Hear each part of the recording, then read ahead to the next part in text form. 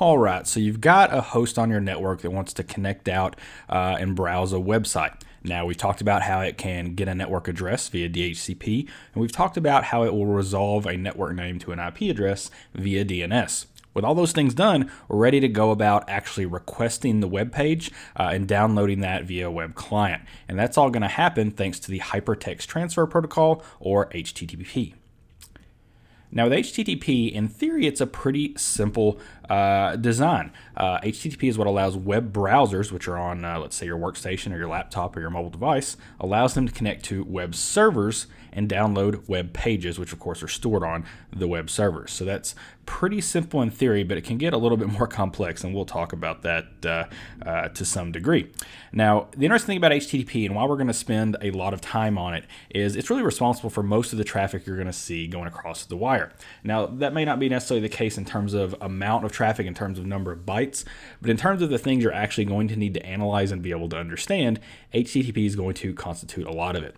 That's certainly whether you're in network engineering, something like that, programming, you need to understand how HTTP works from the perspective of your users who may run into issues with HTTP transactions, and especially if you're in security, because so many security issues stem via some abuse of the HTTP protocol, whether that's custom malware command and control or specific types of request attacks like a SQL injection attack, cross-site scripting, and so on. And we'll definitely look at a few of those examples as well. But HTTP is important. It's really the most heavily used protocol by end users. Most of the things people do depend upon HTTP. So very important, and we're going to spend some time on it here.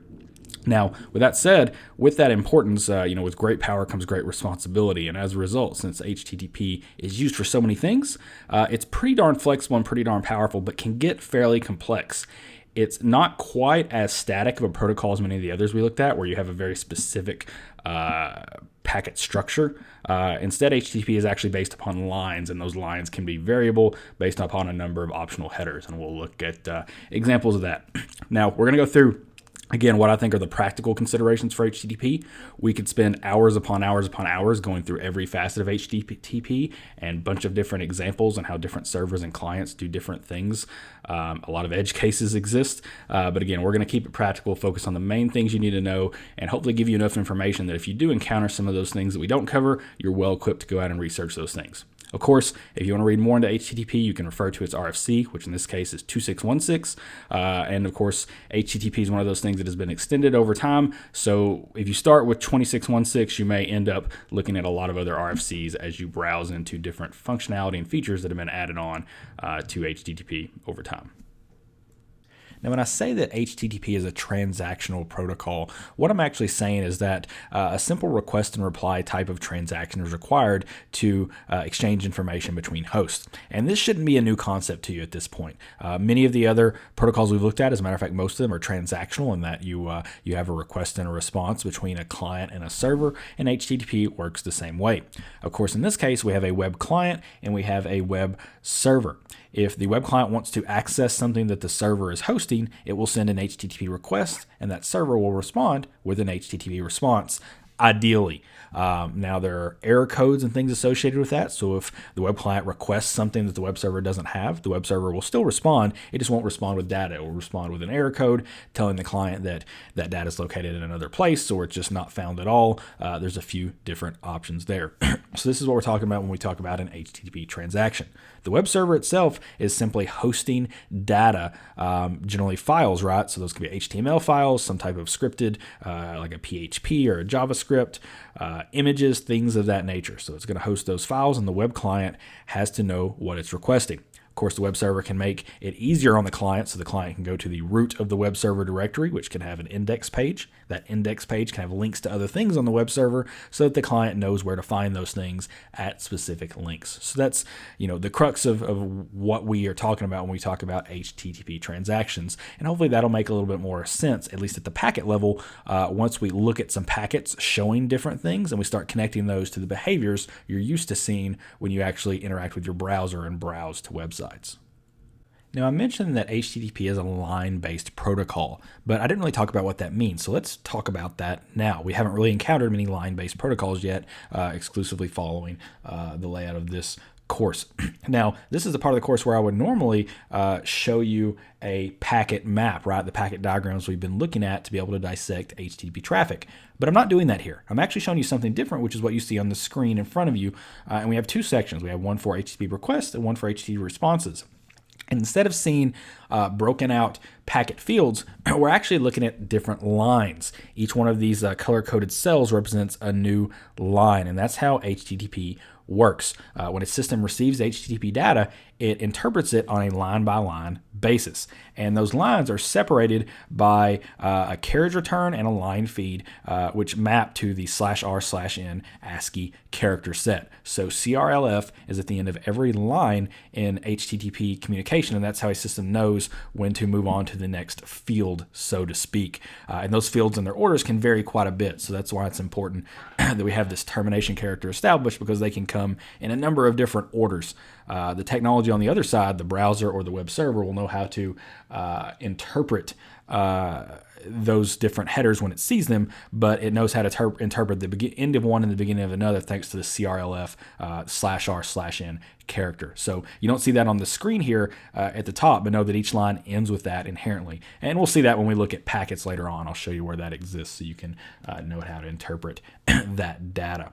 Now, with all that said, let's actually go through real briefly the request and response lines, or at least the groups of lines that you're going to see.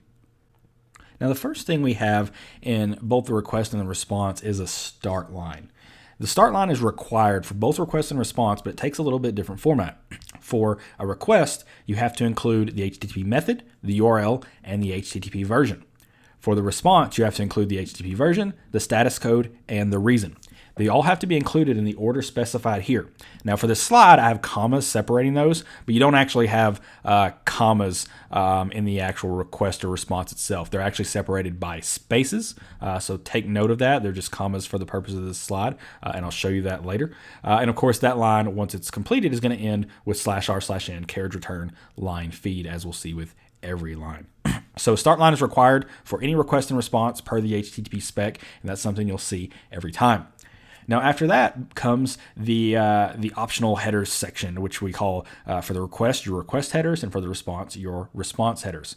And these can vary quite a bit. They're going to be used to define different parameters of the connection and optional features of both the browser on one end and the server on the other end. So they're going to vary a lot. There are a whole lot of them. We're only going to cover some here, but some are required, some are optional, and they can come in different orders. Now, each request header is going to exist on its own line. So as we look at those and go through those, just know that each one is on its own line, and each line is terminated once again with a CRLF. And you can have very few of those. You can have a whole lot of those. It's gonna be pretty wild. But that's going to be your request header section that define the characteristics and properties and features of the HTTP transaction. After that, we have a blank line, so a line with nothing on it, and another CRLF. And then we have the HTTP message body. And the HTTP message body is actually where you're transferring data to or from a server. So if you're pulling data from a server, this is where the actual web page content is going to be. If you're posting data to a server, maybe you're filling out a form, you're inputting a username, that form data will actually be in the HTTP message body, which is going to be the last thing in the HTTP section of the packet, and really, in most cases, since we're at the application layer, the very end of the packet. That's what you're going to see at the end. It's going to be the last section. And we've been talking about encapsulation and building up through the network and transport layers and all this levels of encapsulation. Keep talking about what's next, what's the higher level protocol. Well, this is it. This is application layer. It's going to be what's at the end in this case. So the important thing to remember here, again, we're not thinking in terms of packet diagrams, packet maps here. We're thinking in terms of lines. It's a line-based protocol. It's not the only one we're going to look at. We're going to look at another one here in a minute with SMTP. But for HTTP, it's a line-based protocol. There's always a start line. There's a section for request or response headers. Then there's a blank line followed by the message body. If you can remember this structure, you shouldn't have any trouble dissecting and understanding the structure and layout of HTTP packets. just to round out our discussion of line-based protocols, I know we haven't discussed any normal stimulus and response and haven't gone into the protocol header fields too much in depth yet, but just to kind of drive home this line-based protocol example, I do want to show you a quick example of a packet capture and show you what I mean there. Now, in this case, I've just opened up a file, http://espn.pcapng, and I've browsed to the first HTTP packet in the capture, which is packet 6. We can see from the info column we have a GET request for / the root directory, and we're using http:/1.1.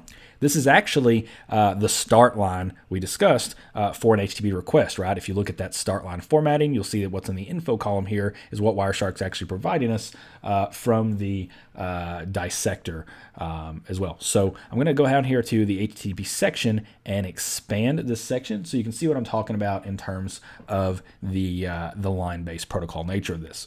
Now, right off the bat, we see our start line. Get / HTTP1.1. So we have the HTTP method, what we're requesting, the URI, and we have the HTTP version. Now, look what we have right at the end of this. We have our carriage return /r and our line feed /n. So that's actually there. That actually exists. It's being decoded here into ASCII where we can actually read that. And I can go ahead and expand this here. And notice if I click on request version, which is the last piece of data in this, if I go down here, it's going to stop at 3.1, hex 3.1. Now if I go over here, just 2 bytes later, 0D and 0A, those are the hex equivalents of /r/n. So that 0D, 0A is our carriage return line feed that's going on here. And if I highlight the whole thing, you'll see that's included down there in the bytes window. You see 0D, 0A is the end of that. So that line CRLF is included there, and that marks the end of the line. That's how the recipient system, in this case the web server, knows that it's done with the start line and can move on to the optional headers. In this case, we have quite a few request headers. So we have host, user agent, some accept things, accept language, accept encoding, and so on. The big thing to note here, we'll go through each of these fields a little more in detail later. The big thing to note is notice each one of them ends with /r/n. You see it here in the ASCII decode, and down here you see it in the hex decode as well, 0D, 0A. Every single one of them ends with /r/n. That's because it's a line-based protocol, and each one of these headers has to be terminated with that, so the recipient system knows when to mark the end of one header and the beginning of the next one. We see this. It's all laid out real pretty for us in Wireshark because it's divided these up for us. That's because it's using the same rules. It looks for those same things, so it can do that same level of division. Now, remember, after we have the optional headers, request to response headers, we have a blank line. Looks like we got that right here. And then we would have the HTTP request body. However, if you look, we don't have any data after that for this particular packet. Down here at the bottom, we see it ends with 0D, 0A at the end of this blank line. That's because this is an HTTP GET request, and all of the information that's relevant for the request is actually in these optional headers here and in this start line. There's actually no data itself being transferred to the web server, just a request for data. So you're not actually going to have an HTTP request message body in this case. Now, in the response, that's going to be a little bit of a different story. Let's go ahead and find a good response here. And I want to look for an HTTP 200 response, which I believe we have on. Yeah, here we go, right here. In packet 222, here's one of these, an HTTP 200 OK, which means the request was received successfully and we've responded to it. Now, in this case, I've gone ahead and expanded the HTTP header again. We see our response start line, and then we see all of our response fields as well. We again see our /r/n, so our CRLF, which is our blank line.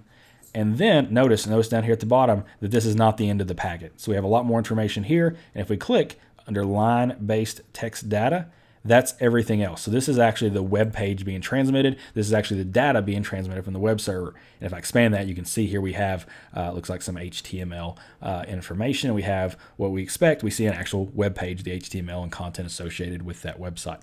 So that's the message body. It's included on the response, and that's to be expected. Not every HTTP transaction going both ways is always going to have a message body. In this case, we do expect to see it on a response in this case. So hopefully that makes it a little clearer what I mean when I say line-based protocol. And it's an important concept to realize, not just for examining HTTP traffic, but also some other protocols we'll cover in later sections.